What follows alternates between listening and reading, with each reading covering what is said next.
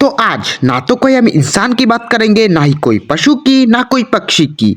आज हम बात करेंगे एक समय की, यानी कि टाइम पीरियड। एक ऐसा टाइम पीरियड जिसे हर कुरी और मुंडा सहता है। नहीं नहीं नहीं, आज गर्लफ्रेंड का भी बात नहीं कर रहा मैं। किसके गर्लफ्रेंड किसके साथ भाग गई मुझे जानने का कोई शौक नहीं। खैर, आज मैं बात करने जा रहा हूँ एग्जाम्स की, यानी कि परीक्षा।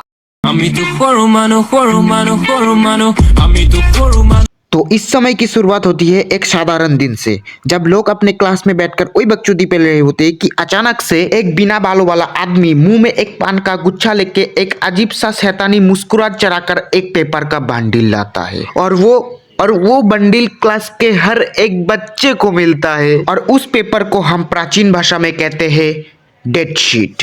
और डेट शीट मिलते ही सबका तुम्हें देखने का नजरिया ही बदल जाता है। तुम पढ़ाई करने वाले वस्तु की तरह देखे जाते हो, जिसका पूरे संसार में पढ़ाई के अलावा और कोई काम धंधा नहीं। सबकी बुद्धि इसी में होती है कि कैसे करेगा बच्चे मजदूरी, मतलब पढ़ाई। और इस मामले में सबसे पहले फुदकता है हमारा अपना पर्सनल फ्रेंडली नेबरहुड प्रिंसिपल। बिठा देगा पंचायत तपती धूप में बाहर, और सबसे पहले बोलेगा कि मैं एकलौता प्रिंसिपल इस कॉलेज का तुम लोगों से पूछता हूँ कि तुम में से कितने बच्चे 100 में से 100 मार्क्स लेकर आएगा। अजीब पूछो मत, सबके हाथ खड़े। और ऐसा नहीं कि सबने एक साथ हाथ उठाया हो, नहीं नहीं नहीं, सबसे पहले 2 बच्चे हाथ उठाएंगे और उनको देखकर 4 और उठाएंगे, और ऐसे करते करते ढीठ से ढीठ बच्चे पीयर प्रेशर में आकर हाथ खड़े कर ही देते हैं। भले ही 99% बच्चे की औकात से, दिमाग से, नाक से, हर जगह से बाहर हो। फिर प्रिंसिपल आधे घंटे तक अपनी मोटिवेशनल कहानी पेलेगा, और फिर जब जनता बिल्कुल पक चुकी होगी, खर्राटे ले रही होगी, तब एक बड़ी क्लास की स्ट्रगलिंग टॉपर को बुलाएगा और ऐसा बोलेगा, friends meet this young lady, her skin में be dark but her future is very bright.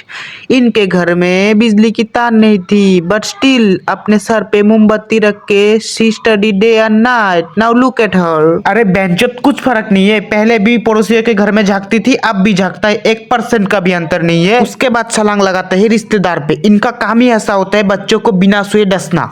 मैं आराम से अपने कमरे में अपना मन, धन, तन सब लगाकर अगर पढ़ रहा हूँगा, फिर हल्का सा दरवाजा खुलेगा और उसमें से एक मुंडी हिलेगी। ओह बेटा, क्या कर रहे हो? अंकल, गर्लफ्रेंड के लिए लव लेटर लिख रहा हूँ, आप लिखोगे मेरे साथ, और इसके बाद देने भी जाना है। और फिर आते हैं माँ बाप पे। कुछ माँ बाप ऐसे होते अपने बच्चों से फोन ले लेते हैं। आपने टीवी लिया, हमने कुछ कहा नहीं। आपने लैपटॉप और कंप्यूटर लिया, हमने कुछ कहा नहीं। फोन तो जिंदगी होती है, क्यों तरपा रहे हो बच्चे को? अगर इंस्टाग्राम में लड़कियों के रील देख लिया तो जिंदा हो तुम। कैसे दूर करे बालक अपनी दिमाग के खुजली को? और चलो, फोन लिया तो लिया, नमकीन क्यों ले रहे हो? वो तो खाने की चीज होती है, मतलब बच्चा नमकीन के भी सपने ना ले ले। कतई तिहार जेल वाली फीलिंग्स देनी है। एग्जाम्स की तैयारी शुरू करना भी कोई आसान काम नहीं है। किताब खुली भी नहीं होगी और एग्जाम्स के बाद के सीन बनने पहले शुरू हो जाएंगे। रात को 1:30 बजे दोस्त का फोन आएगा। हेलो, हाँ हाँ, क्या तूने फोन किया है? अरे सुन, एग्जाम के बाद ना गोवा जाने का सीन बन रहा है। अच्छा, कौन कौन? देख, मैं और तू तो है ही है, बाकी सामर्थ, पृथ्वी, राज और चौहान, और हाँ, हो सकता है गुड्डू भी आए। गुड्डू? नहीं नहीं नहीं नहीं नहीं, फिर मैं नहीं आऊंगा। क्यों? सही आदमी है गुड्डू, पैसे भी ज्यादा लेकर आएगा। अरे ओ चुदिर भाई पाद मारता है, भोसरा पाद मारता है। नहीं नहीं नहीं, तेरा एक काम कर, तुम लोग जाओ, मैं कालुआ के साथ चला जाऊंगा। कालुआ? अब तू भाइयों को भूल गया? हट भोसरी के, हट चुदिर भाई, हट चुतमारा नहीं, हट हट हट। जब एग्जाम्स खत्म हो जाएंगे तब गोवा जाना तो छोड़ो, गोवा शब्द एक बार जीवन से फिसलेगा भी नहीं। अब टीचर्स भी कम नहीं, उनसे पूछने जाओ ना। सर, कौन से बुक से पेपर आएगा? रफ्तार और बादशाह। सर, ये कौन सी बुक है? मैंने तो ये पहली बार। और बेटा, Honey Singh is a must. यार मुझे ये बात कहो कि किस महाचूतन ने कहा था कि सुबह सुबह उठने से अच्छी पढ़ाई होती है? अरे घंटा, सुबह सुबह अच्छे प्रेशर के अलावा और कुछ नहीं होता है। अधमरा सा दिमाग होगा, वकलंडी सी सूरत, आंखों में पपड़ी, आए हाय।